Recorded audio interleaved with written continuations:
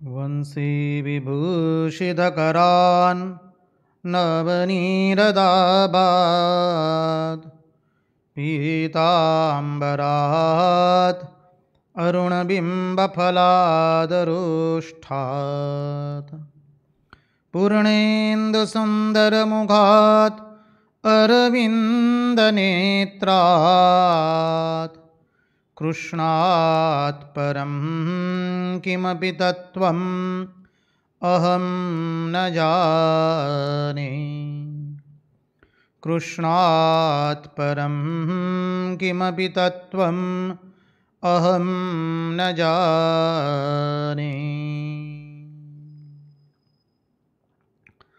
स्वस्ति श्रीगणेशाय नमः। श्रीसरस्वत्यै नमः। श्रीगुरुभ्यो नमः।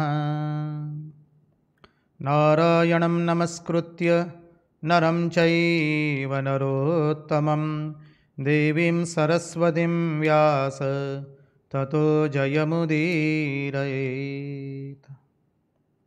नमस्ते शारदे देवी सरस्वती मदीप्रदे वसत्वं मम जिह्वाग्रे सर्वविद्याप्रदा भव। सच्चिदानन्दरूपाय विश्वोत्पत्त्यादिहेतवे तापत्रयविनाशाय श्रीकृष्णाय वयं नुमः। ॐ नमः परमहंसास्वादित चरणकमलचिन्मकरन्दाय भक्तजनमानसनिवासाय श्रीरामचन्द्राय विश्वसर्गविसर्गादि नवलक्षणलक्षितं श्रीकृष्णाख्यं वरं धाम जगद्धाम नमामि तत्। ॐ स्थापकाय च धर्मस्य सर्वधर्मस्वरूपिणे अवतारवरिष्ठाय रामकृष्णाय ते नमः। मुखं करोति वाचालं पङ्गुं लङ्घयते गिरिं यत्कृपात्वमहं वन्दे परमानन्दमाधवम्।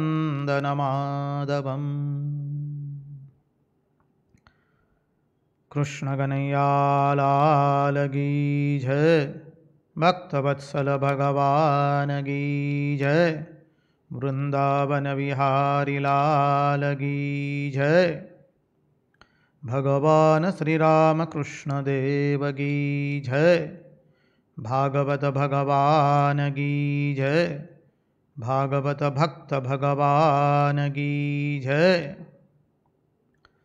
ॐ नमो भगवते वासुदेवाय। नारायण नारायण नारायण नारायण। सर्वप्रथम हम पूज्यपाद स्वामी आदि भवानंद जी महाराज के चरणों में हमारे सश्रद्धेय प्रणाम निवेदित करते हैं। तत्पश्चात रामकृष्ण आश्रम राजकोट के अध्यक्ष पूज्यपाद स्वामी निखिलेश्वरानंद जी महाराज के चरणों में हमारे श्रद्धापूर्वक के प्रणाम निवेदित करते हैं। उपस्थित पूज्यपाद प्रभु सेवानंद जी महाराज एवं पूज्यपाद स्वामी शंकरेशानंद जी महाराज सहित अन्यान्य सभी सन्यासी महात्माओं के चरणों में एवं विरक्तों के चरणों में हम वंदन करते हैं। जो कोई भी इस दृश्य श्राव्य माध्यम से भागवत रसामृत का रसपान कर रहा है, उन सब के हृदय में निवासित उस अनंत अखंड अविनाशी परब्रह्म परमात्मा को मुहुर मुहुर वंदन करके आइए भागवत रसामृत में हम अवगाहन करें। नारायण नारायण नारायण नारायण।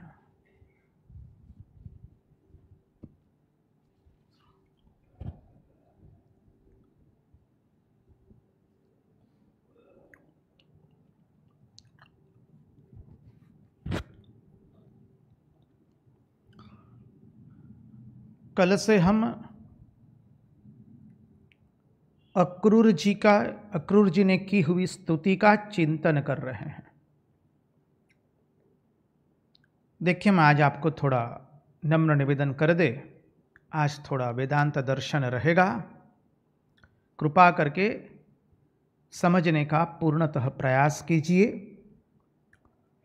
हो सकेगा तब वहाँ तक हम सरल भाषा से सरल अर्थ में समझने का प्रयास करेंगे।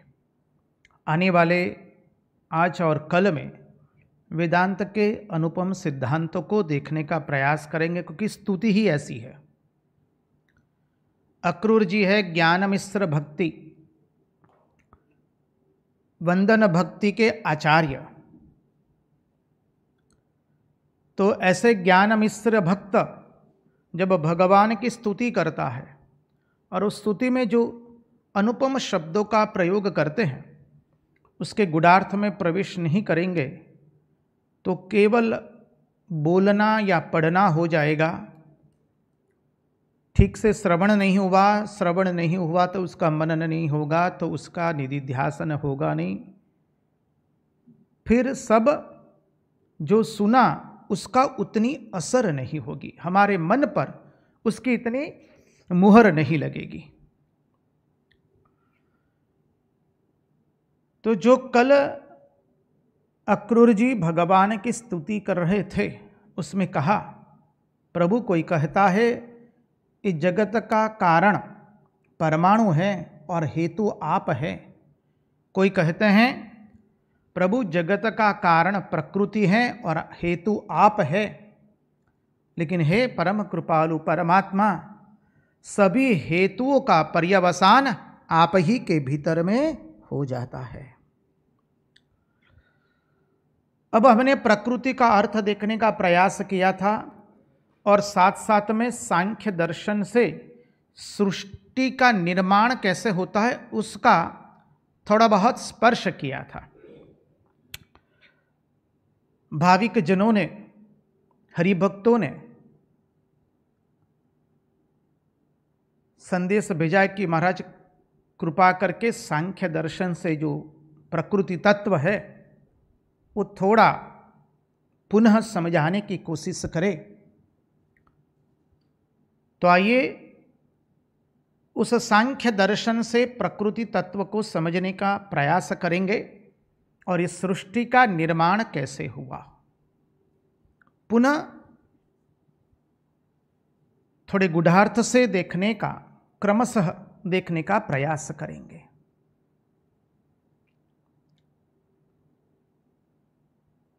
देखिए, कल भी हमने चर्चा की थी, जो हमारे षड दर्शन है, सांख्य, योग, न्याय, वैशेषिक, पूर्व मीमांसा, उत्तर मीमांसा, दो दो के झुमके हैं। षड दर्शन, षड अर्थात 6, दर्शन अर्थात आचार्यों ने इसका दर्शन करके इस सिद्धांत पर आए हैं। हमने विगत से इस शब्द का चिंतन किया है, इसलिए अधिक उसमें नहीं प्रवेश होंगे। तो सांख्य दर्शन जो है वो सभी दर्शनों का मूल आधार है, जो सांख्य ऋषि ने दिया है। सांख्य पुरुष एवं प्रकृति का सिद्धांत पर आधारित है। सांख्य दर्शन अंत तक अद्वैत दर्शन के साथ जाता है, आखिरी में 2 अलग पड़ जाते हैं।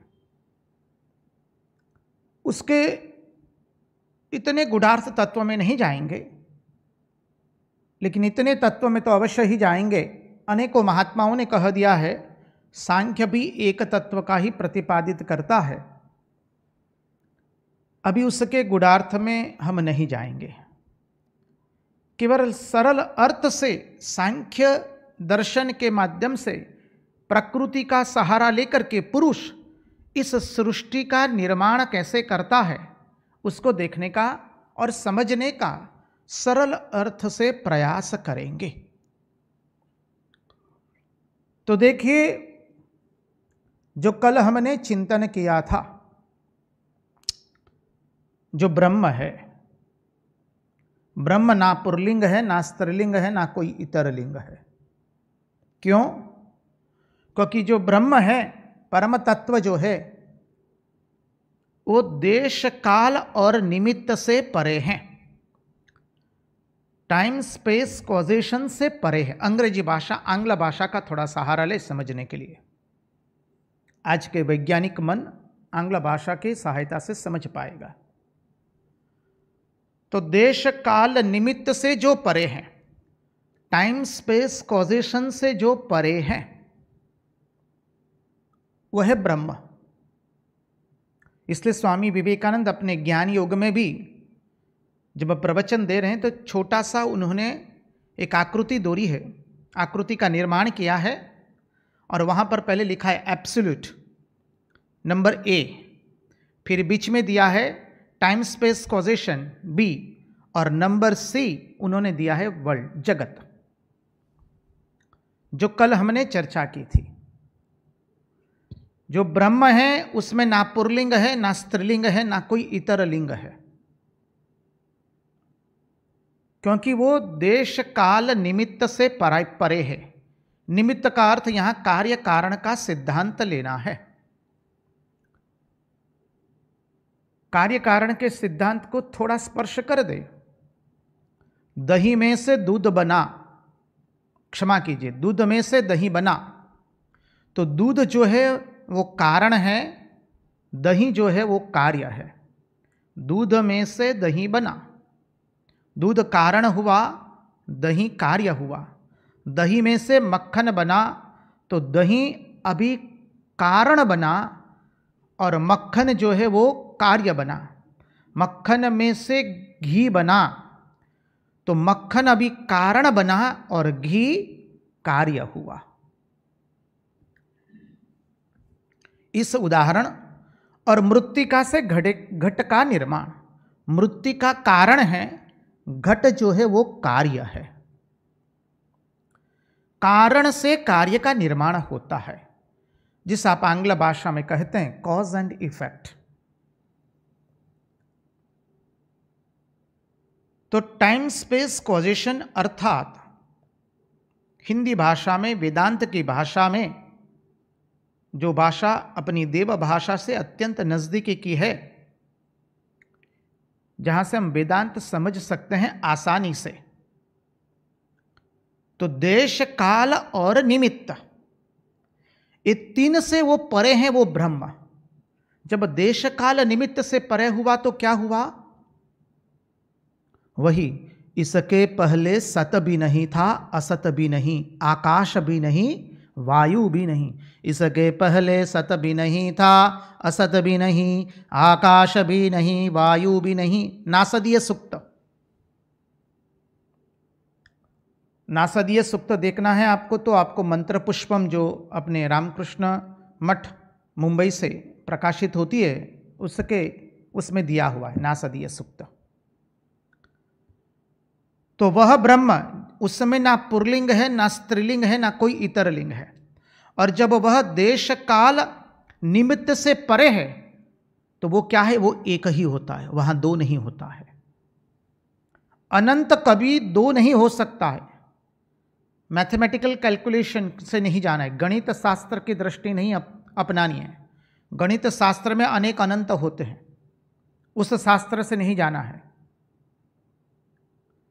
ये तत्वज्ञान से, दर्शन से हम चिंतन कर रहे हैं, तो जो अनंत है वो एक ही होता है। अनंत कभी दो हो सकता नहीं है, दो होगा तो वो अनंत गिना जाएगा नहीं। तो वह ब्रह्म देश काल निमित्त से परे है, अर्थात एक ही है। एक ही है अर्थात अनंत है, उसमें ना पुल्लिंग है, ना स्त्रीलिंग है, ना कोई इतर लिंग है। अब वह ब्रह्म, उसने संकल्प किया। क्या किया? एको हम बहुश्याम प्रजायेयम, मैं एक हूं, उसका बहु बनूं। अब कल जो चिंतन किया था उसका स्मरण कीजिए। देखिए, प्रत्येक गति वर्तुलाकार होती है। Each motion is in a circular form. Surgeon होता इसलिए प्रलय होगा। सृष्टि का निर्माण हुआ तो प्रलय होने वाला है, प्रलय हुआ तो फिर निर्माण होगा। निर्माण हुआ तो फिर प्रलय होगा। तो अभी सृष्टि का निर्माण नहीं हुआ है, अर्थात किस स्थिति में है वो? प्रलय की स्थिति में है। अब प्रलय की स्थिति में क्या होता है? जो माया तत्व का कल चिंतन किया था, माया अनादि है पर अनंत नहीं है। अनादि क्यों है? क्योंकि वो ईश्वर के भीतर में है, ईश्वर के साथ है। बोले कैसे? तो सर्प के अंदर में विष रहता है, लेकिन उस विष से सर्प को कोई नुकसान होता नहीं है। वैसे ही ईश्वर में माया रहती है, लेकिन वह माया ईश्वर को बांध सकती नहीं है। वो जीव को बांधती है, वो भी बाद में देखेंगे। अभी इतना ही ख्याल रखिए, सर्प में जैसे विष है वैसे भगवान में माया निहित है, इसलिए वो माया कैसी है? अनादि है। परंतु माया अनंत नहीं है। क्यों? क्योंकि जब ज्ञान का उदय होता है तो माया का पर्दा चूर चूर हो जाता है, इसलिए अनंत नहीं है। अब प्रलय की स्थिति है। हम शुरू कर रहे हैं प्रलय से सर्जन की ओर जा रहे हैं, सर्जन से प्रलय की ओर बाद में जाएंगे। इन्वॉल्यूशन से इवोल्यूशन में आ रहे हैं, समझिए। तो अभी प्रलय है, उस प्रलय में ब्रह्म ने चिंतन किया। जहां ब्रह्म में चिंतन आया, पूर्ण हो गया, वो इक्विलिब्रियम डिस्टर्ब हो गया। वो समतोल जो था, सत्व रजस तमस, जो सभी एक ही मात्रा में थे, उसकी मात्रा में क्या आ गया? विक्षेप आ गया। विचार से संकल्प किया, पूर्ण हो गया। संकल्प हुआ, इसलिए क्या हुआ कि उसको त्रिगुणात्मिका माया लग गई। उसे कहते प्रकृति। याद रखिए, सांख्य ने प्रकृति शब्द का ही प्रयोग किया है, माया शब्द सांख्य का नहीं है। इसलिए प्रकृति और माया में, सांख्य दर्शन में वो गड़बड़ी ना हो जाए। अधिकांश अद्वैतवादी लोग अपनी माया को प्रकृति के ऊपर में थोपते हैं। बात सही हो सकती है, लेकिन सांख्य ने कहीं पर भी माया शब्द का प्रयोग किया नहीं है। वो केवल प्रकृति शब्द का ही प्रयोग करते हैं। तो ये प्रकृति कैसी है? त्रिगुणात्मिका, अर्थात सत्व रजस और तमस। जहां संकल्प हुआ तो सत्व रजस तमस का समतोलपना जो था, एक सम अवस्था में, उसमें विक्षेप हो गया। और विक्षेप हुआ, इसलिए तुरंत सृष्टि का आरंभ हुआ। और वह ब्रह्म अभी किस में आया? प्रकृति के अंदर में। अब समझना है तो आप कह सकते हैं, वेदांत के एक शब्द के अनुसार, अद्वैत वेदांत के शब्द के अनुसार, माया विशिष्ट चैतन्य। माया विशिष्ट चैतन्य वो ईश्वर जो बार बार अवतार लेता है।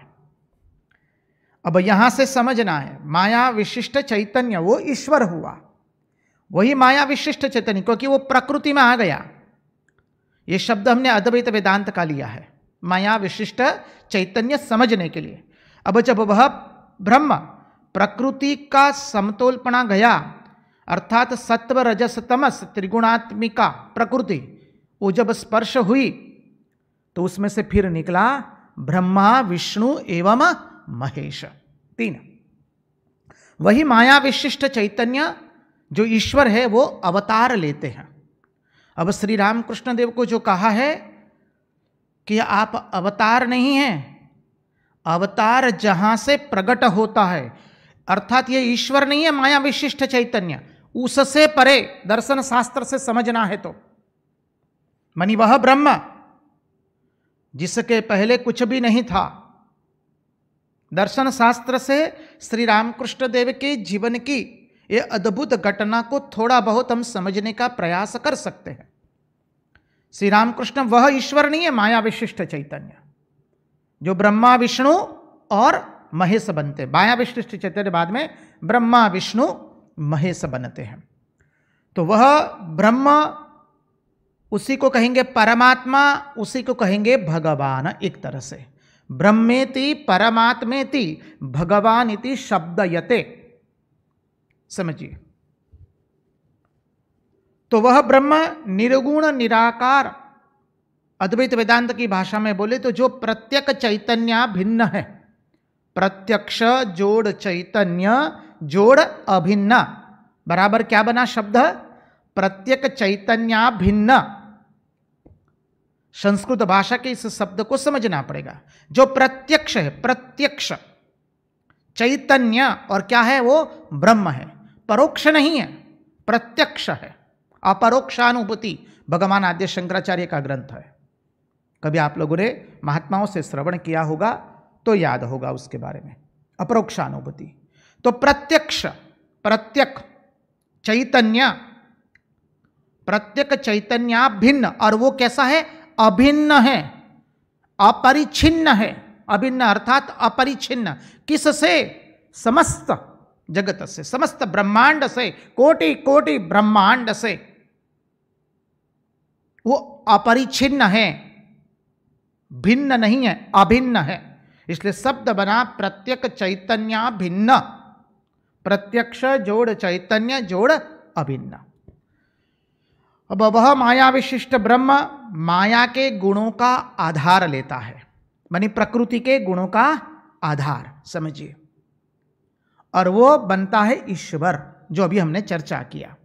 और वही ईश्वर बनते हैं एक तरह से ब्रह्मा, विष्णु और महेश। अब ब्रह्मा क्या है? तो हम देखेंगे ब्रह्मा जी भगवान के रजस से उत्पन्न हुए हैं, रजोगुण के देवता है। विष्णु हैं सत्वगुण के देवता, और महेश जो है वह है तमोगुण के देवता।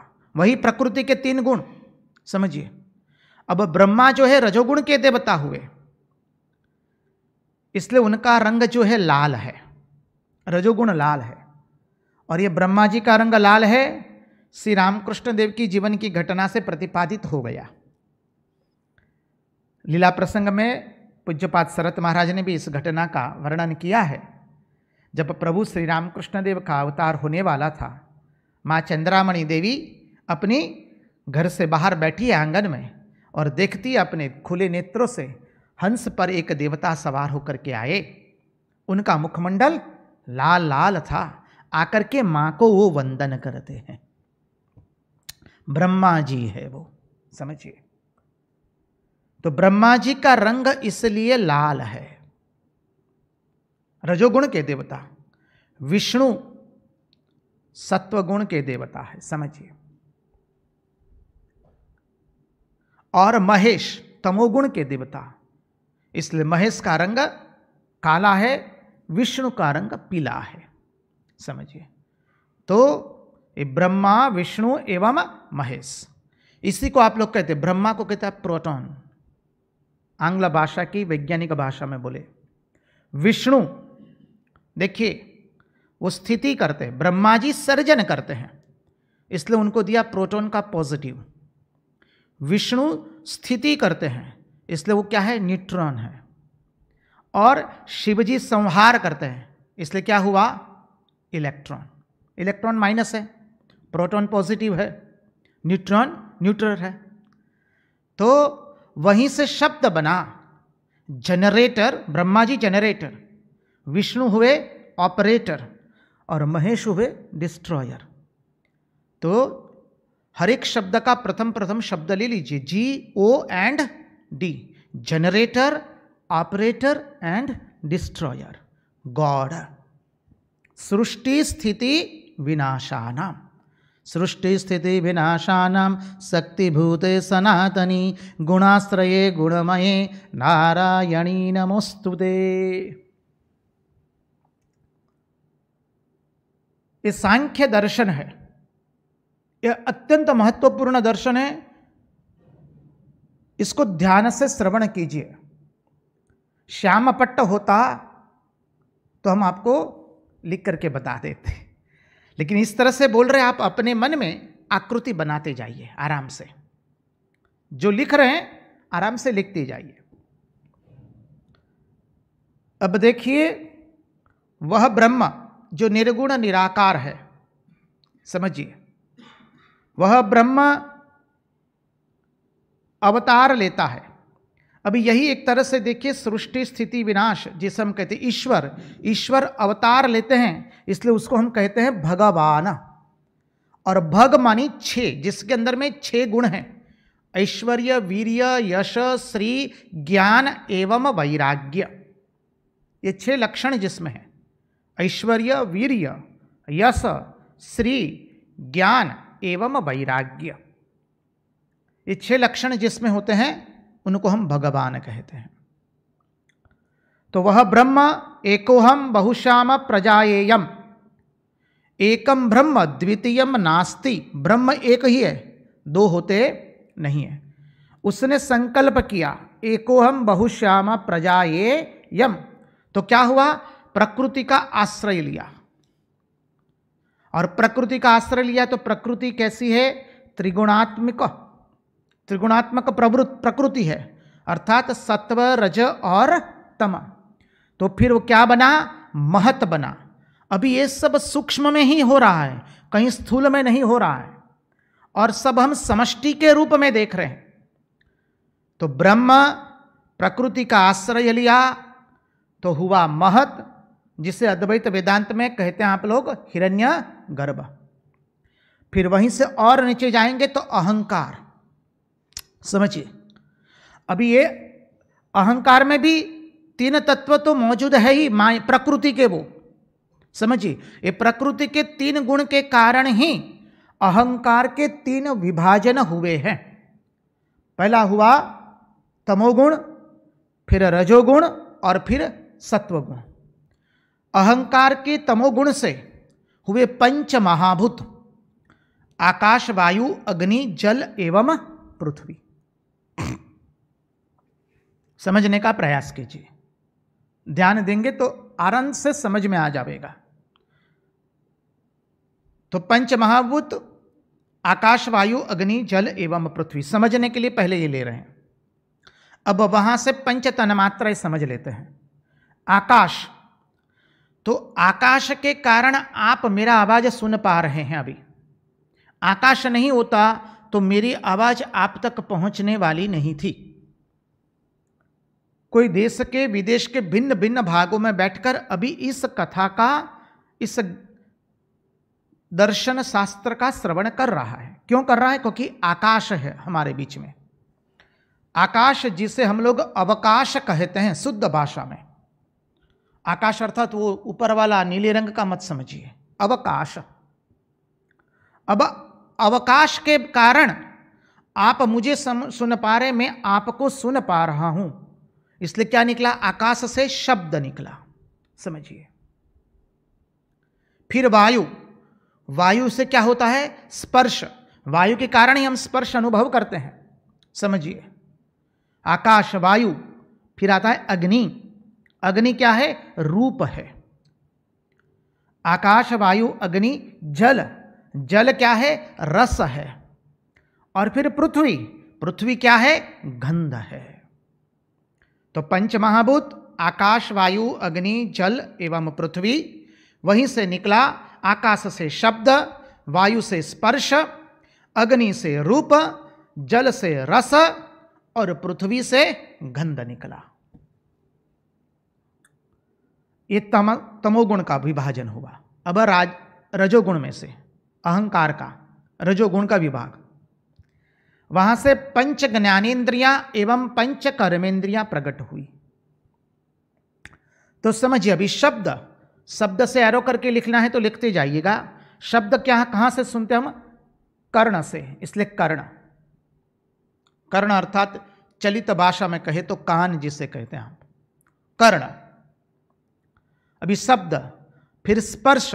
स्पर्श का अनुभव कहां करते हैं, त्वचा से, तो त्वचा। शब्द, स्पर्श, रूप। रूप कहां से देखते हैं, नेत्रों से देखते, तो नेत्र। शब्द, स्पर्श, रूप। रस कहां से लेते हैं, तो जिह्वा से, इसलिए जिह्वा। शब्द, स्पर्श, रूप, रस और अंत में क्या आया, गंध। गंध कहां से लेते हैं, नासिका से। तो देखिए 5 ज्ञानेंद्रियां हो गई आपकी। कर्ण, फिर हुआ त्वचा, फिर हुआ नेत्र, फिर हुआ जिह्वा और अंत में हुआ नासिका। ये पंच ज्ञानेन्द्रिया, समझिए। अब और पंच कर्मेंद्रियां लिखिए साथ में। पंच कर्मेंद्रिया क्या है? हाथ, हस्त, पाद, पाद अर्थात पांव, फिर मुख, समझ लीजिए मुख, और फिर गुदा एवं उपस्थ। गुदा अर्थात मल द्वार, उपस्थ अर्थात मूत्र द्वार। तो ये पंच कर्मेंद्रियां हुई, हस्त, पाद, मुख, गुदा एवं उपस्थ। अब सत्वगुण के अंदर में आ जाइए जी। अभी सत्वगुण में से क्या निकला है? अंतःकरण चतुष्टय और ये 10 इंद्रियों के अधिष्ठान देवता एवं अंतःकरण चतुष्टय के अधिष्ठान देवता भी निकले हैं सत्वगुण से। तो अभी चलिए पहले सत्वगुण में आ जाइए। अंतःकरण चतुष्टय निकला, क्या निकला? मन, बुद्धि, चित्त एवं अहंकार, अंतःकरण चतुष्टय। देखिए, जब वेदांत का अध्ययन करेंगे तो समझिए कई बार अंतःकरण चतुष्टय को केवल मन कह के रख दिया गया है, कई बार बुद्धि को ही पूरे अंतःकरण चतुष्टय के रूप में प्रयोग किया गया है, मन, बुद्धि, चित्त को ही अंतःकरण चतुष्टय के रूप में प्रयोग किया गया है, और कहीं कहीं अलग अलग शब्दों से प्रयोग किया गया है। जहां शब्द को उस निमित्त के अनुसार प्रयोग किया जाता है, समझिए। तो अंतःकरण चतुष्टय हमने देखा, मन, बुद्धि, चित्त, अहंकार, ये अंतःकरण चतुष्टय। अब 10 इंद्रियां जो है, 5 कर्मेंद्रियां प्लस 5 ज्ञानेन्द्रियां, उनके अधिष्ठान देवता देखे। तो पहले ज्ञानेन्द्रियों के अधिष्ठान देवता देखा जाए तो ज्ञानेन्द्रिया, शब्द, शब्द कहां से आया? श्रोत्र, ठीक है। तो श्रोत्र, तो देवता कौन है उसके? दिशा देवता, समझिए। क्षमा कीजिए, हाँ चले अभी। नारायण नारायण नारायण नारायण। तो श्रोत्र, कर्ण, श्रोत्र, दिशा देवता, ठीक है। फिर आया त्वचा अर्थात स्पर्श, त्वचा। तो त्वचा का क्या है? वायु देवता, समझिए। फिर आया रूप, रूप का क्या है? नेत्र, नेत्र का क्या है? सूर्य देवता, समझिए। और फिर आया रस, रस जिह्वा, तो उसके देवता है वरुण देवता। और उसके पश्चात अंत में आता है गंध, गंध अर्थात नासिका अर्थात अश्विनी कुमार देवता। ये पंच ज्ञानेन्द्रियों के देवता हो गए। दिशा देवता, फिर वायु देवता, फिर सूर्य देवता, समझिए, फिर वरुण देवता, और वरुण देवता जिह्वा का, और ये गंध का अश्विनी कुमार देवता, ये देवता हो गए। अब पंच कर्मेंद्रियों के देवता देखने का प्रयास करते हैं। हाथ, आप सबको मालूम है, हाथ के देवता इंद्र है, इंद्राय स्वाहा कहते हैं। पाद, हस्त, तो बोले इंद्र देवता। पाद, पाद के देवता है बोले विष्णु देवता, समझिए। फिर उपस्थ, तो बोले उसके प्रजापति देवता। गुदा, तो यम देवता, और मुख का अग्नि देवता। फिर से पुनरावर्तन करेंगे। हस्त इंद्र देवता, पाद विष्णु देवता, उपस्थ प्रजापति देवता, गुदा यम देवता, और मुख जो है वह है अग्नि देवता। इसलिए अपने यहाँ कहते हैं ना, उसका मुख है ना, उसका मुख है ना अग्नि के जैसा है, माने उसके मुंह में से अग्नि ही निकलती है, कभी मीठी वाणी निकलती नहीं है। तो ये पंच ज्ञानेन्द्रियां, पंच कर्मेंद्रियों के 10 इंद्रियों के देवता हो गए। अभी बाकी है अंतःकरण चतुष्टय के, वो भी इंद्रियों में पड़ता है, उसके देवता देखना बाकी है, समझिए। तो मन क्या है? मनन करे, उसको कहते हैं मन। अंतःकरण चतुष्टय, मन बुद्धि चित्त अहंकार। मन अर्थात जो मनन करता है, तो उसके देवता है चंद्रमा। पुरुष सूक्त में आप लोग गाते हैं, चंद्रमा मनसो जायते चक्षु सूर्यो अजायत, समझिए, ठीक है। तो मन मनन करता है, इसलिए उसको कहता है मन, और उसके देवता है चंद्रमा। बुद्धि निर्णय करती है, समझिए। तो बुद्धि जब निर्णय करती है तो उसके देवता है ब्रह्मा जी। मन बुद्धि चित्त क्या करता है? निर्णय का स्वीकार करता है।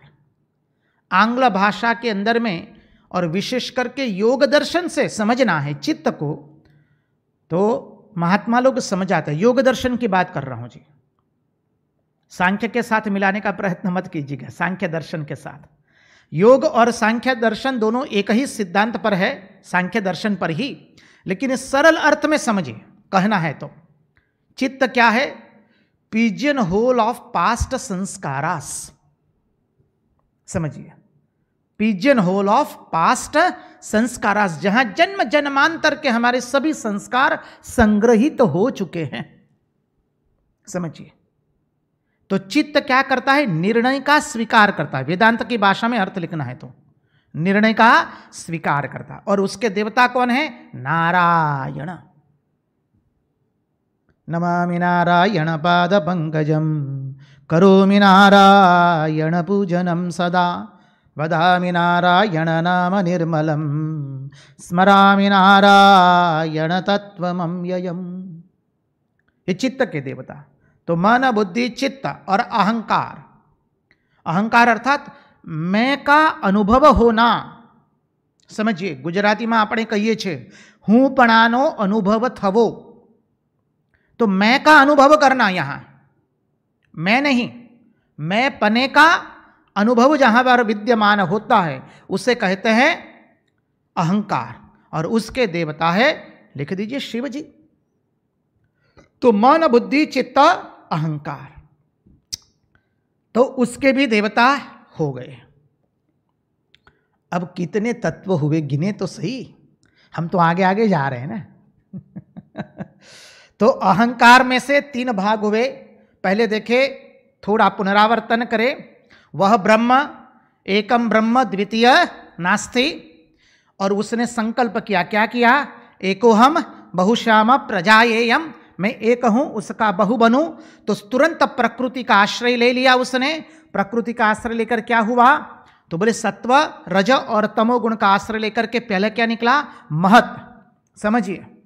अब महत से और फिर नीचे जाएं तो क्या? बोले अहंकार। और ये अहंकार के 3 विभाजन, तमोगुण, रजोगुण और सत्वगुण। तमोगुण से क्या? आकाश वायु अग्नि जल एवं पृथ्वी। उससे क्या? तन्मात्रा, शब्द स्पर्श रूप रस गंध, ये तमोगुण। फिर सत्वगुण, और क्षमा कीजिए रजोगुण। रजोगुण से क्या आया? पंच ज्ञानेन्द्रियां एवं पंच कर्मेंद्रियां। पंच ज्ञानेन्द्रियां का देखे तो क्या हुआ? तो बोले नेत्र कर्ण त्वचा नासिका एवं जिह्वा, पंच ज्ञानेन्द्रिया। पंच कर्मेंद्रिया क्या आई? हस्त पाद मुख गुदा एवं उपस्थ, ये पंच कर्मेंद्रिया। अभी सत्वगुण में क्या हुआ? मन बुद्धि चित्त अहंकार, अंतःकरण चतुष्टय आया। और प्लस क्या हुआ? तो ये 10 इंद्रियों के अधिष्ठान देवता। और मन बुद्धि चित्त अहंकार के भी देवता हो गए। बस अब देखिए तत्व कितने हुए? पंच महाभूत, पंच तन्मात्राएं, पंच ज्ञानेन्द्रियां, पंच कर्मेंद्रियां। कितना हुआ? 5 4 20, 5 चौकू 20, 20 हो गए, ये 20। और 4 अंतःकरण चतुष्टय, मानी कितने हुए? 24 तत्व। सांख्य 25 तत्व का है, 24 तत्व हो गए। अब ये जब हुआ तो क्या हुआ? अब विराट का निर्माण हो रहा है, समझिए, और उसी में 25वां तत्व प्राण का संचार हुआ। और जहां प्राण का संचार हुआ, एक साथ आप सब लोग गा रहे हैं, सहस्रशिरश पुरुषः सहस्राक्ष सहस्रपात् सभूमिं विश्वतो वृत्वा अत्यधिष्ठत् दशांगुलम पुरुष एवेदगं सर्वं यद्भूतं यच्च भव्यं उतामृतत्वस्येषानः यदन्नेनातिरोहति एतावानस्य महिमा अतो जायागंश्च पुरुषः। कीजिए, पुरुष सूक्त का गान कीजिए। पुरुष सूक्त ऐसा अद्भुत सूक्त है ना, जितनी भी जिस देवता पर करना है कर लीजिए आप, इतना आनंद आवेगा, समझिए। जिस देवता पर करना है, सभी देवताओं के लिए यह पुरुष सूक्त, कोई बाकी नहीं। राम कृष्ण जो देवता, मां भगवती, जो उसका जो करना है। तो ये 25वां इस तरह से सृष्टि का निर्माण हुआ है। इस सांख्य दर्शन से हमने देखा, सांख्य एवं योग ये दोनों एक ही दर्शन पर आधारित है। न्याय वैशेषिक वो भी एक ही दर्शन पर आधारित है, और पूर्व मीमांसा उत्तर मीमांसा वो अद्वैतवाद के लिए। और भविष्य में कभी और स्तुति आने वाली है, श्रीमद् भागवत के 10वें स्कंद के उत्तरार्ध के अंदर में अंतिम में वेद स्तुति आती है भगवान की। वेद भगवान की स्तुति करते हैं, बहुत सुंदर प्रसंग है। भाषा भी कठिन है उसकी, और अद्भुत तत्व रखा है भगवान वेद व्यास जी ने। और जब वेद भगवान की स्तुति करेंगे तो उसके पास से आप सहज भाषा नहीं अपेक्षा रख सकते हैं। स्वयं वेद भगवान की स्तुति करते हैं, और ऐसे ऐसे अनुपम सिद्धांत आएंगे। समय मिलेगा, हरि इच्छा होगी, हरि कृपा होगी तो देखने का प्रयास करेंगे।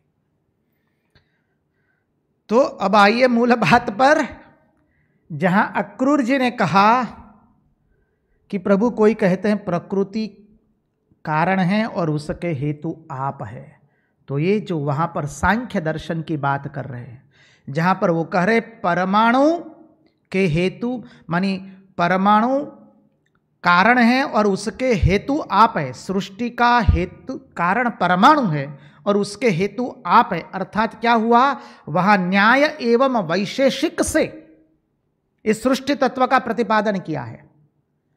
देखिए, ऐसा मत समझिए, इसलिए महापुरुष महाराज, अरे महापुरुष लोग इस बात को बहुत सरल बना देते हैं।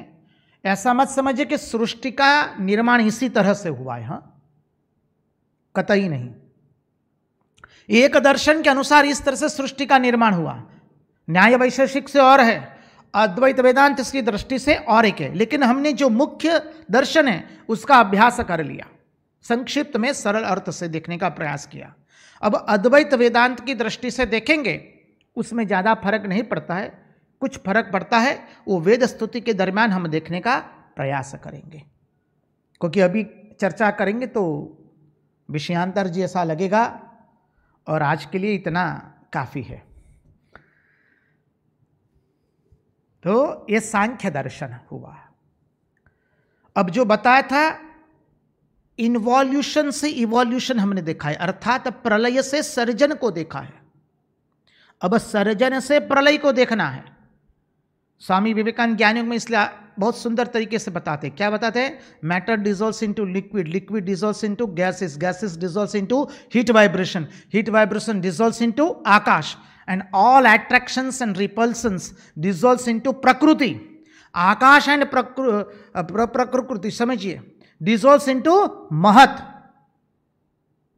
समझ आ रहे हैं? बहुत सुंदर सिद्धांत है ये। Matter dissolves into liquid, liquid dissolves into gases, gases dissolves into heat vibration, heat vibration dissolves into Akash, and all attraction and repulsion dissolves into this. इस तरह से प्रलय से सर्जन का हमने देखा, और सर्जन से प्रलय का देख रहे हैं।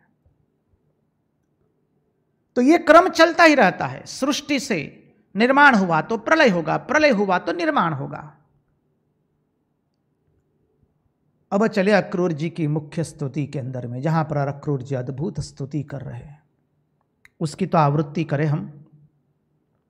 अक्रूर जी कहते हैं, सर्वम एव यजन्ते त्वाम सर्वदेव मयेश्वरम येऽप्यन्य देवता भक्ताम यद्यप्यन्यधिपः प्रभु।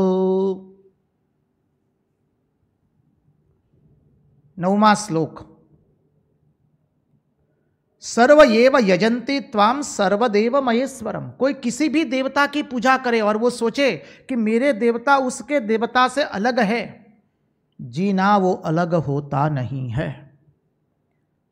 समझिए, जो अलग है वो बुद्धि का भेद है, वस्तु का भेद नहीं है। मेरा रास्ता अलग है, मेरा पंथ अलग है, यह बात नहीं है। आप भिन्न भिन्न देवता की प्रभु भक्त लोग पूजा करते हैं, लेकिन वो तो अंत में आप ही की पूजा करते हैं, क्योंकि वस्तु भेद होता नहीं है, बुद्धि भेद होता है। कल हमने देखने का प्रयास किया था, सुवर्ण की लगड़ी है, सोने की लगड़ी, और उसमें मुहर मार दिए मनुष्य, पशु, पक्षी, कीट, स्थावर, जंगम, सरिताएं, पर्वत, जलाशय, वृक्ष, लता, पुष्प इत्यादि की। अब ये मुहर सच्ची है या सुवर्ण की लगड़ी सच्ची है? बोले मुहर सच्ची नहीं है, सच्ची क्या है? लगड़ी सच्ची है। जो सुवर्ण की लगड़ी है वह सत्य है। बस वैसे ही जो वस्तु भेद होता नहीं है, बुद्धि भेद है कि यहां पर मनुष्य की मुहर लगाइए, यहां पशु की मुहर लगाइए, यहां पक्षी की मुहर लगाइए, यहां पर स्थावर की मुहर लगाइए, यहां जंगम की मुहर लगाई है। वस्तु भेद नहीं है, केवल बुद्धि भेद है। देखिए, यह स्तुति के अंदर में अद्भुत अद्भुत सिद्धांत आने वाले हैं। माया का सिद्धांत आवेगा, हो सकेगा तो आज देख पाएंगे कि नहीं मालूम नहीं है, देखेंगे, नहीं तो अंत में कल देखने का प्रयास करेंगे, क्योंकि बाकी के श्लोक में वो माया के सिद्धांत से अक्रूर जी स्तुति कर रहे हैं।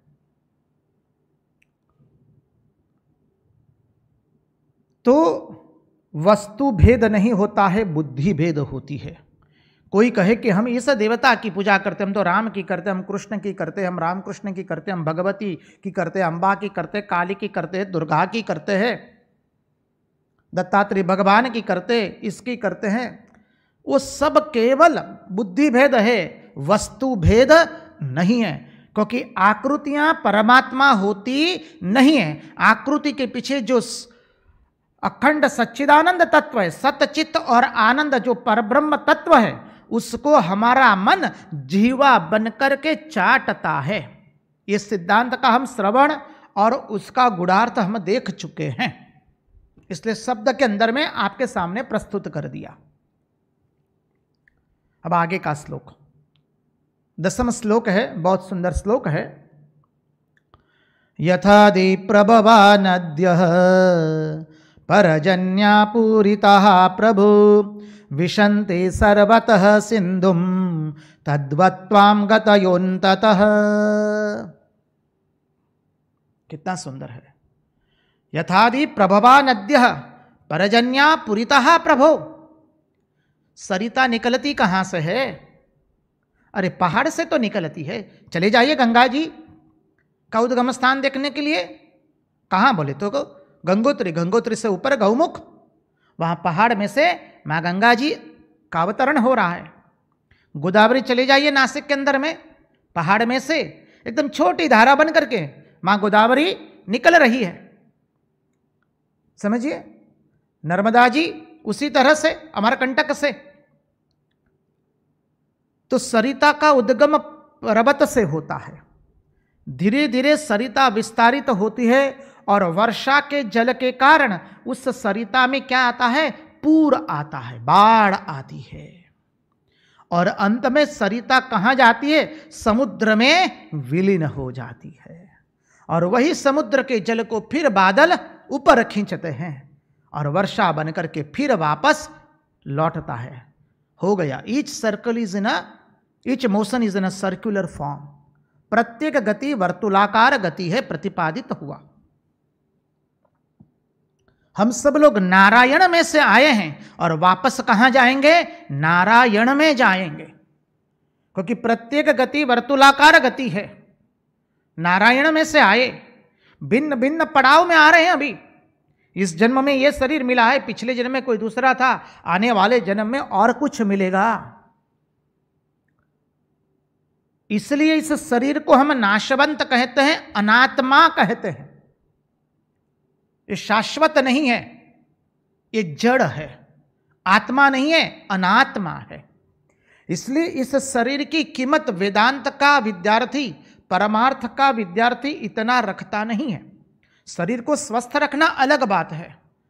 अब शरीर को जरूरत से अधिक उसको अनेक प्रसाधनों से सौंदर्यवान समझ करके उसके ऊपर में लपेड़ा लगाना, वो एक अलग बात हो जाती है। शरीर है उसे स्वस्थ रखना है, क्योंकि ये एक साधन है परमात्मा प्राप्ति का। तो शरीर तो बदलता रहता है। पिछले जन्म में कुछ और थे, इस जन्म में ये शरीर मिला है, आने वाले जन्म में और दूसरा कोई शरीर हमें प्राप्त होगा।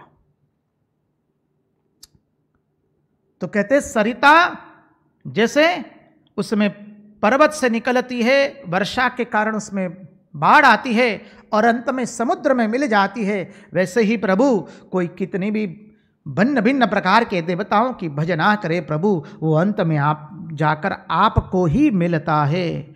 आकाशात् पतितं तोयं यथा गच्छति सागरं सर्वदेवताः नमस्कारं केशवं प्रति गच्छति।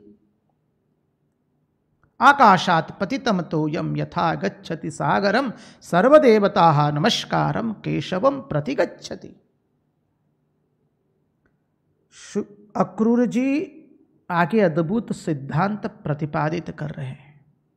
हम पहले कह चुके हैं, ज्ञान मिश्र भक्ति है। अक्रूर जी कहते हैं कि प्रभु दृष्टियां अलग अलग है। समझिए सिद्धांत को, दृष्टियां अलग अलग है, परंतु उनमें किसी एक में फंस जाने पर फिर आपके व्यापकत्व का हम अनुभव कर पाते नहीं है। सिद्धांत को समझिए, हमारी दृष्टि इस रूप में फंस गई। अब देखिए, यह शुरू के साधक के लिए नहीं है। अक्रूर जी अपनी कक्षा पर से बोल रहे हैं। शुरू के साधक के लिए तो किसी एक आकृति को लेकर के परमात्मा का उपासना करना है, अच्छी बात है, लेकिन वहीं पर पूर्णाहुति नहीं होती है। वो शुरू का सोपान हो सकता है, वो अंतिम सोपान नहीं है। इसलिए कहते हैं कि अक्रूर जी कहते हैं दृष्टियां अलग अलग होती है, परंतु उनमें किसी एक में फंस जाने पर मनुष्य को व्यापकत्व का दर्शन होता नहीं है। हम यदि इस आकृति में फंस गए या कोई पीछे में की कोई भी आकृति में फंस गए तो हमें उस ईश्वर के व्यापकत्व का धारणा और अनुभव और दर्शन हो नहीं पाएगा। जैसे जैसे हम साधना करेंगे हमारी दृष्टि विशाल बनती जाएगी। इस दृष्टि पर खड़े होकर स्वामी विवेकानंद कहते, expansion is life, contraction is death. विस्तार ही जीवन है, संकीर्णता मृत्यु है। जैसे जैसे परमार्थ का साधक भक्त उपासक यात्रा करता जाता है, वैसे वैसे उसकी दृष्टि विशाल होती जाती है, क्योंकि वो अपरिच्छिन्नता का धीरे धीरे अनुभव करता जाता है। वो परिच्छिन्नता में रहता नहीं है, वो प्रत्येक चैतन्य भिन्न तत्व की ओर अग्रसर हो रहा है। इसलिए अक्रूर जी कहते भगवान आप ही के अंदर में आ ब्रह्मा से पर्यंत सारी सृष्टि समाहित है। समग्र सृष्टि प्रभु आप ही के अंदर में समाहित है। आप किसी एक दृष्टि में स्थित नहीं है, नहीं है, नहीं है। आ ब्रह्म पर्यंत समग्र सृष्टि प्रभु आपके अंदर में समाहित है, निहित है। आप किसी एक दृष्टि में स्थित नहीं है। अक्रूर जी सुंदर स्तुति करते हैं। अभी अक्रूर जी एक अनुपम सिद्धांत की ओर हम सबको ले जा रहे हैं। ध्यान से श्रवण कीजिए। देखिए, अक्रूर जी के साथ हमारी धीरे धीरे यात्रा चल रही है। शुरू किया है सृष्टि का हेतु, कोई कहता है परमाणु है, कोई कहता है प्रकृति है, लेकिन प्रभु सृष्टि का कारण, कोई कहता है परमाणु है, कोई कहता है प्रकृति है, लेकिन हेतु आप ही है और सभी हेतुओं का पर्यवसान प्रभु आप में ही हुआ है। वहां से शुरू हुआ है, क्रमशः क्रमशः देखते जाइएगा। आप लोगों के पास मूल भागवत हो भाषांतर वाला, हिंदी में या आपकी जो भी मातृभाषा है, गुजराती, बंगाली, उड़िया, जो भी है, मराठी, उसमें अध्ययन कीजिए। भाषांतर केवल पढ़ते जाइएगा आप, तो आनंद आवेगा। अभी धीरे धीरे अक्रूर जी भगवान के विराट स्वरूप का दर्शन हमको करा रहे हैं, क्योंकि अभी बता दिया, जब दृष्टि कोई एक जगह सीमित हो जाती है तो फिर व्यापकता का दर्शन होता नहीं है, दृष्टियां अलग अलग होती है। समझिए, अभी यहां पर दृष्टि वो बता रहे, क्या बता रहे? व्यापक दृष्टि, विराट ईश्वर का हमको दर्शन करवाने जा रहे हैं। कौन? अक्रूर जी। और विराट ईश्वर का वो दर्शन करा रहे हैं। तो देखिए 13वें श्लोक के अंदर में क्या अद्भुत वो स्तुति करते हैं। अग्निर्मुखम ते वनरिंद्रिरीक्षणम सूर्यो नभो नाभिरथो दिशः श्रुति द्यौकम सुरेन्द्रास्तव बाह्योर्नवः कुक्षिर्मरुत् प्राणबलम प्रकल्पितम रोमाणि वृक्षसौधयः शिरोरुहा मेधा परस्यास्ति नखानि तेद्भ्रयः निमेषणं रात्प्रहनि प्रजापतिर्मेढ्रुस्तं वृष्टिस्तव वीर्यमिष्यते। 13वां श्लोक एवं 14वां श्लोक कह रहे अग्निर्मुखम, एक एक शब्द का लेकर चिंतन करेंगे। विराट ईश्वर का अद्भुत दर्शन है। प्रभु अग्नि आपका मुख है, पृथ्वी आपका चरण है, सूर्य आपके नेत्र है, प्रभु नभ एव नाभि, नभ जो है वो आपकी नाभि है, दिशाएं आपके श्रोत्र है, आपका मस्तक जो है वो स्वर्ग है, देवताएं आपके भुजा है, सागर आपकी कुक्षी है, कुक्षी अर्थात कोख, सरल भाषा में बोले तो कोख,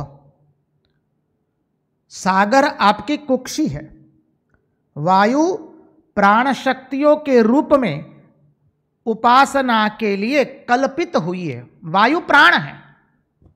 समझिए, पुनः चिंतन करें तो प्रभु अग्नि आपका मुख है। इसलिए आज विराट ईश्वर का पूरा सृष्टि तत्व जो लिया, इसी के कारण लिया कि आप इसकी कुछ धारणा कर पाएंगे। अग्नि आपका मुख है, पृथ्वी आपके श्रीचरण है, सूर्य आपके नेत्र है, नभ एव नाभि, जो नभ है वो आपकी नाभि है, दिशाएं आपके श्रोत्र है। इसलिए दिखाने हमने, देखिए ज्ञानेंद्रियों का जो देवता है उसमें लिखा है श्रोत्र क्या है? दिशाएं। श्रोत्र का अधिष्ठान देवता, कर्ण का अधिष्ठान देवता दिशाएं, नेत्र का अधिष्ठान देवता सूर्य।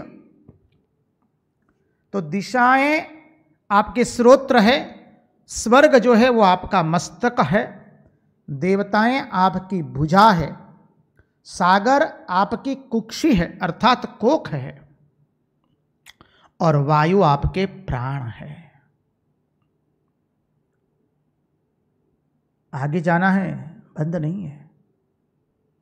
वृक्ष एवं औषधियां आपके रोम है। जगत में जितने वृक्ष और औषधियां आपको दिखाई दे रही है वो सब प्रभु आपके रोम हैं।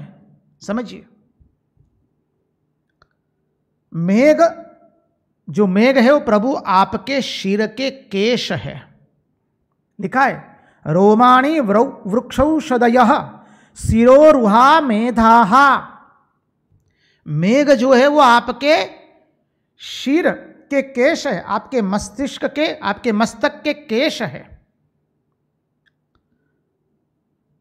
परस्यास्थिनखानि तेद्रयः, पर्वत आपके अस्थि समूह है। समझिए, पर्वत आपके अस्थि समूह है और नख है, नाखून जिसे हम कहते हैं। दिन और रात पलकों को खोलना और बंद करना है। निमेषणम रात्रिहनि, समझिए, निमेषणम रात्रिहनि प्रजापतिर्मेड्रस्तु वृष्टिस्तव वीर्यमिष्यते। तो निमेषणम रात्रिहनि, पलकों को खोलना बंद करना क्या है? रात्रि और दिन। दिन और रात्रि पलकों को खोलना एवं बंद करना है। प्रजापति जननेन्द्रिय है और वर्षा जो है वो वीर्य है। समझिए, ये विराट पुरुष का वर्णन है। भागवत के द्वितीय स्कंद में भी यही वर्णन विस्तृत रूप से आता है। कभी भगवान की इच्छा होगी तो चर्चा करने का अवसर मिलेगा तो करेंगे। विराट स्वरूप का ध्यान करके, विराट ईश्वर का चिंतन करके क्या हो जाएगा? हमारी जो एक क्षुल्लक दृष्टि है वो टूटेगी और समग्र सृष्टि जो है वो ईश्वर का विराट स्वरूप है, उसका ख्याल आवेगा। इसलिए देखिए, हमारे संघ गुरु लोग हमको कहते हैं, रामकृष्ण मिशन देखा जाए तो अनेकों शाखाएं हैं। रामकृष्ण मिशन के शाखा केंद्र है, 215 से अधिक है, पूरे विश्व में व्याप्त है। तो बोले, ये रामकृष्ण मठ एवं रामकृष्ण मिशन का तुम कुछ भी कार्य करते हो, वो श्री रामकृष्ण देव का कार्य है। कैसे? बोले, रामकृष्ण मठ एवं मिशन, ये जो संघ है वो श्री रामकृष्ण देव का एक भौतिक शरीर है। शुरू के साधक, उपासक और भक्त के लिए ये भाव दिया जाता है। समझिए, जब हम प्रवेश करते हैं तो हम कैसे समझ में आएगा कि भाई रामकृष्ण मठ मिशन की जो भी सेवा करते हैं वो भगवान की सेवा है। तो बोले, पूरे Ramakrishna Math mission, it is nothing but the body of Shri Ramakrishna. वो श्री रामकृष्ण देव का श्री अंग है।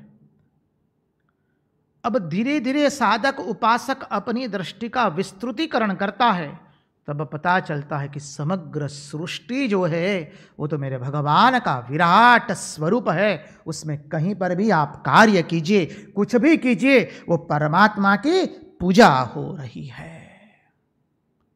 इसलिए स्वामी विवेकानंद ने कहा, there is no secular and there is no spiritual as such difference, everything is a spiritual work. कोई भौतिक कार्य अर्थात मटेरियलिस्टिक वर्क और कोई आध्यात्मिक कार्य ऐसा हो ही नहीं सकता है। सब कुछ हमारा आध्यात्मिक कार्य ही है, क्योंकि ये न के न प्रकारेण हम उस विराट ईश्वर की ही पूजा कर रहे हैं। समझिए, उस विराट ईश्वर की पूजा करें। इसलिए कहते हैं ना, आत्मा त्वं गिरिजामति सहचरा प्राणान् शरीरं गुहम पूजाते विषयोपभोग रचना निद्रा समाधि स्थिति संचार पदयो प्रदक्षिण विधि स्तोत्राणि सर्वा गिरो यद यद कर्म करोमि तत् अखिलम शंभो तवाराधनम।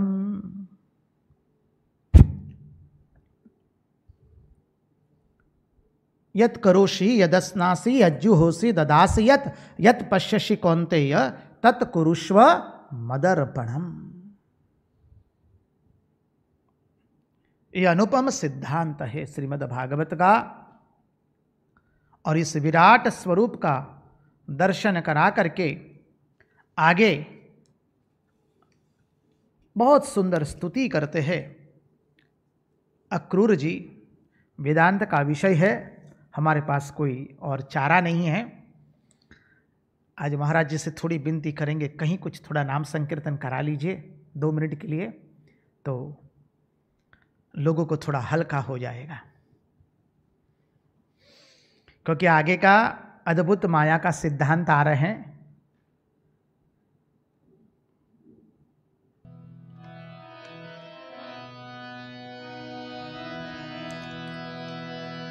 युगावतार राम कृष्ण भगवान, युगावतार राम कृष्ण भगवान, युगावतार राम कृष्ण भगवान, युगावतार राम कृष्ण भगवान। त्रेता युग में राम भगवान, त्रेता युग में राम भगवान, कलियुग में राम कृष्ण भगवान, कलियुग में राम कृष्ण भगवान, युगावतार राम कृष्ण भगवान, युगावतार राम कृष्ण भगवान।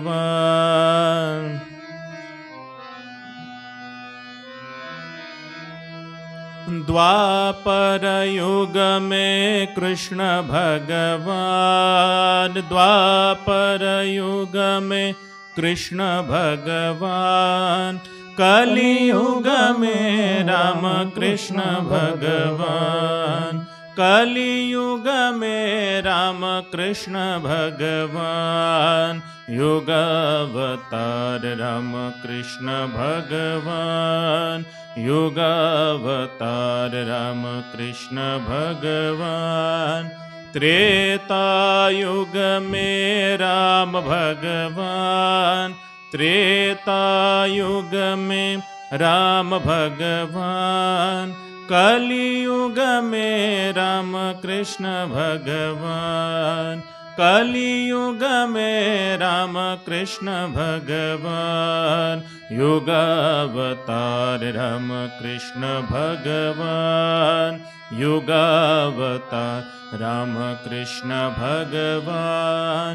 द्वापर युग में कृष्ण भगवान, द्वापर युग में कृष्ण भगवान, कलियुग में राम कृष्ण भगवान, कलियुग में राम कृष्ण भगवान, युगावतार राम कृष्ण भगवान, युगावतार राम कृष्ण भगवान, युगावतार राम कृष्ण भगवान।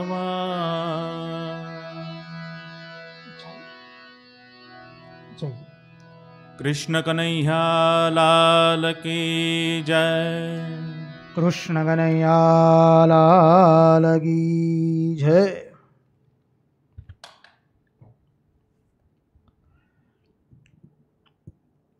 तो चलिए आगे के श्लोक में हम प्रवेश करें। आज हमने आपको पहले ही कह दिया, आज वेदांत के दर्शन शास्त्र में प्रविष्ट होना पड़ेगा। पहले तो सृष्टि तत्व देखा, तत्पश्चात भगवान के विराट स्वरूप का दर्शन किया। इसलिए सांख्य दर्शन के अनुसार हमने सृष्टि तत्व का वर्णन देखा, ताकि इस विराट स्वरूप की हम कुछ धारणा कर पाए, कल्पना कर पाए। अब आइए, अक्रूर जी एक के बाद एक ऐसे श्लोकों से भगवान की स्तुति कर रहे हैं। भगवज्जीवलोकोऽयं मोहितस्तव मायया, अहं ममेत्य संग्राहो भ्राम्यते कर्मवर्त्मसु। अक्रूर जी स्तुति करते हुए कहते हैं, क्या कहते हैं? भगवज्जीवलोकोऽयम्। अक्रूर जी कहते हैं भगवज्जीवलोकोऽयम् मोहितस्तव मायया। दो बातें यहां पर अक्रूर जी स्पष्ट करते हैं। हे प्रभु, यह दुनिया आपकी माया से ही भासित हो रही है। यह दुनिया आपकी माया से ही भासित हो रही है। अब आ गया माया तत्व आया, छोड़ेगा नहीं। प्रभु, ये दुनिया आपकी माया से ही भासित हो रही है। और द्वितीय सिद्धांत प्रकट करते हुए कहते हैं, जीवलोक आपकी माया से मोहित होकर के मैं और मेरा इस कर्म मार्ग में भटक रहे हैं। ध्यान से श्रवण कीजिए, अर्थ नहीं पता चलेगा तो आगे का सिद्धांत आप चूक जाएंगे, आपसे छूट जाएगा। कृपा करके एकाग्र होकर के ध्यान से श्रवण करने की कृपा करें। अपने मन को एकाग्र करके श्रवण करने का अभ्यास कीजिए।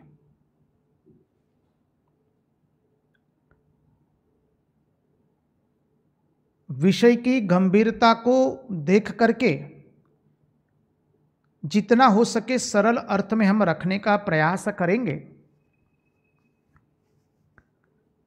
लेकिन आपसे हमारा नम्र निवेदन एवं प्रार्थना रहेगी, कृपा करके एक चित्त से इसका श्रवण कीजिए। भगवज्जीवलोकोऽयं मोहितस्तव मायया अहं मम इत्यक संग्राहो भ्राम्यते कर्मवर्त्मसु। अहं ममेत्य संग्राहो भ्राम्यते कर्मवर्त्मसु। दो सिद्धांत बताए।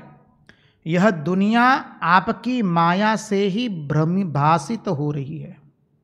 द्वितीय, जीवलोक आपकी माया से मोहित होकर के मैं और मेरा इस कर्म मार्ग में भटक रहे हैं। अब माया के सिद्धांत को देखने का प्रयास करेंगे। समझिए,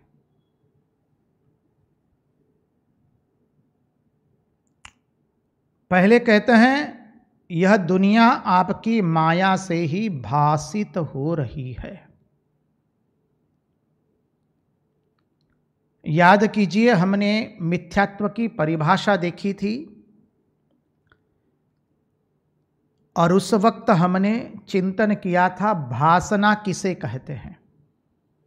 हम धीरे धीरे जाएंगे ताकि आप विषय को ग्रहण कर सके। हमसे कहीं थोड़ी गति हमारी कहीं द्रुत हो जाए तो हम क्षमा प्रार्थी है। देखिए, माया, मां एवं या, ये दो शब्द से माया शब्द बना। जो है नहीं फिर भी दिखाई दे रही है, उसे कहेंगे माया।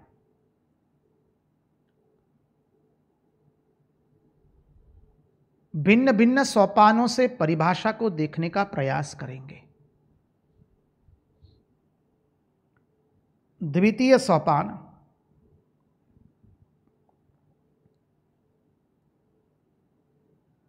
प्रथम सोपान देखा जो नहीं है फिर भी दिखाई दे रहा है, वो माया। अब द्वितीय सोपान में जाए, जो नहीं है फिर भी दिखाई दे रहा है, मानी कुछ है तभी तो कुछ भासित तो हो रहा है ना। अब जैसे जैसे हम ऊपर के सोपान में प्रविष्ट होते जाएंगे, हमें हमारी भाषा के शब्दों को पर अत्यंत ध्यान केंद्रित करना पड़ेगा। अब देखना बोल सकते नहीं है, भासित हो रहा है। देखिए, वेदांत दर्शन में शब्दों के ऊपर बहुत महत्वपूर्ण ध्यान देना है। रज्जु में सर्प भासित हो रहा है। भासित हो रहा है उसका तात्पर्य है रज्जु में सर्प नहीं है, वो भासित हो रहा है। और भासित कब होता है? अज्ञान के कारण भासित होता है, अर्थात वहां है नहीं। अब लेकिन रज्जु में सर्प भासित हो रहा है, क्यों? क्योंकि रज्जु है इसलिए भासित हो रहा है। कुछ होने के कारण उसमें कुछ भासित हो रहा है। कुछ होता नहीं तो भासित होने वाला नहीं था। कुछ है अर्थात अधिष्ठान है, जिसे आप अंग्रेजी में कहते हैं, आंग्ल भाषा में सबस्ट्रेटम। अधिष्ठान है तो रज्जु रूपी अधिष्ठान में सर्प भासित हो रहा है। इस सर्प का भासना हुआ। सर्प है नहीं, भासित हो रहा है। भासित हो रहा है हमारे अज्ञान के कारण। तो मिथ्यात्व की परिभाषा देखते हुए हमने चिंतन किया था, जिस अधिष्ठान में जिसका अत्यंताभाव हो उसमें उसका भासना, उसे कहते हैं मिथ्यात्व। पुनः एक बार पुनरुक्ति करेंगे। जिस अधिष्ठान में जिसका अत्यंताभाव हो उसमें उसका भासना। अधिष्ठान है रज्जु, भास रहा है सर्प। तो जिस अधिष्ठान में जिसका अत्यंताभाव हो, अत्यंताभाव संधि विच्छेद कीजिए, अत्यंत जोड़ अभाव बराबर अत्यंताभाव। तो अधिष्ठान रूपी रज्जु में सर्प का अत्यंताभाव है, फिर भी उस अधिष्ठान रूपी रज्जु में सर्प भासित हो रहा है। बालू रूपी अधिष्ठान के अंदर में मृगजल रूपी जल भासित हो रहा है।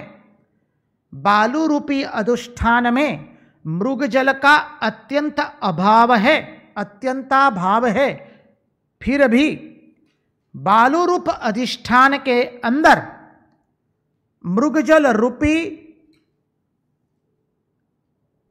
मृगजल भासित हो रहा है। जिस अधिष्ठान में जिसका अत्यंताभाव हो उसमें उसका भासना। माया एवं उसका मिथ्यात्व। मिथ्यात्व का ये भाषा आपको क्लियर करनी पड़ेगी, तभी जाके माया के एक अनुपम सिद्धांत में हम प्रवेश कर पाएंगे। अब देखिए, हमारा वेदांत शास्त्र हमें समझ आता है कि माया के दो रूप है। ध्यान से श्रवण कीजिएगा। माया के दो रूप है। एक है अनंत की माया और दूसरी है जीव की बनाई हुई माया। अनंत की माया क्या है? गो गोचर जहां लग मन जाई। गो गोचर जहां लग मन जाई, वो हो गया अनंत की माया।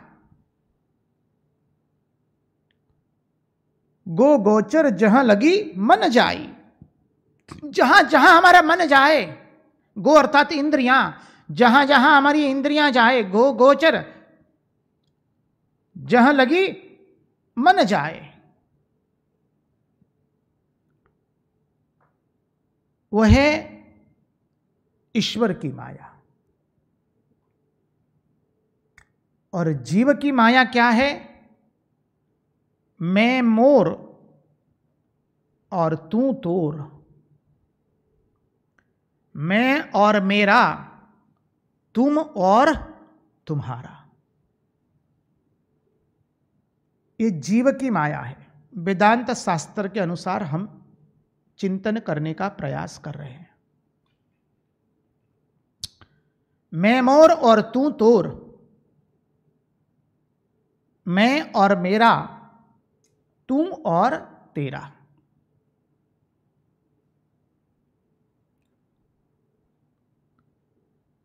अब ये जो ईश्वर की माया है, गो गोचर जहां लगी मन जाई,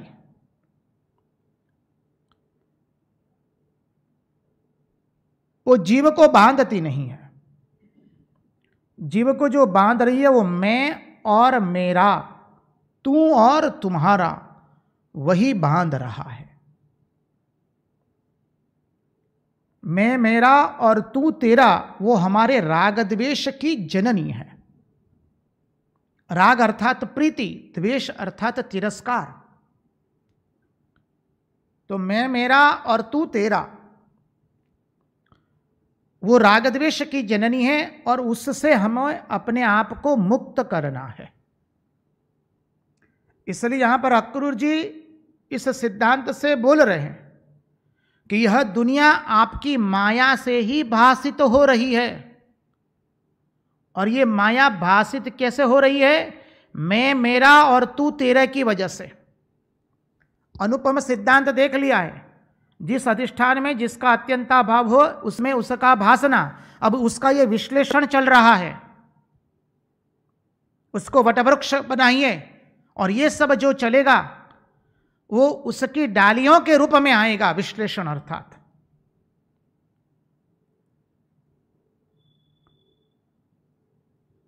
ईश्वर की जो माया है वो जादूगरी माया है।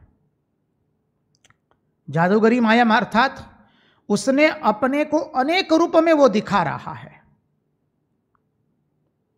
ईश्वर अपने को अनेक रूपों में दिखा रहा है। वही सूर्य बना, चंद्र बना, तारा बना, नक्षत्र बना, ग्रह बना, पर्वत बना, सरिता बना, वृक्ष बना, लता बना, पुष्प बना, रजकण बने। वही मनुष्य, पशु, पक्षी, कीट, स्थावर, जंगम जो गिनना है गिन लीजिए। अनेक रूप वही बना है।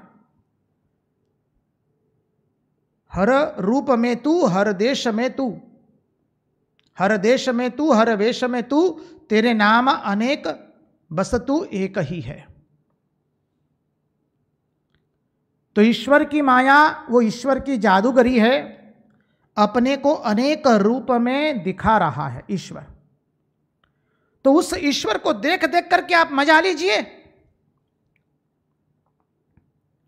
जब वह ईश्वर अपने को अनेक रूपों में दिखा रहा है, सूर्य के रूप में, चंद्र के रूप में, तारा के रूप में, ग्रह, नक्षत्र, बिजली के रूप में, लताएं, पुष्प, वृक्ष, सरिता, पर्वत, नदी, समुद्र के रूप में वो दिखा रहा है, तो उसको देख देख करके आप मजा लीजिए।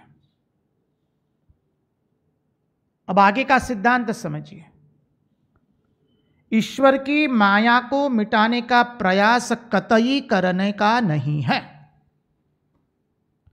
ईश्वर की माया को मिटाने का प्रयास मत कीजिए। इसमें जो मैं मोर और तू तोर है उसको मिटाने का प्रयास करना है। इस सिद्धांत है माया का। माया तो है, अब उसमें से निकालने का हमारा वेदांत शास्त्र सुंदर सिद्धांत बता रहा है। ईश्वर की माया को मिटाने का प्रयास मत कीजिए। उसमें जो मैं मोर तू तोर लगा है उससे निपटने का है।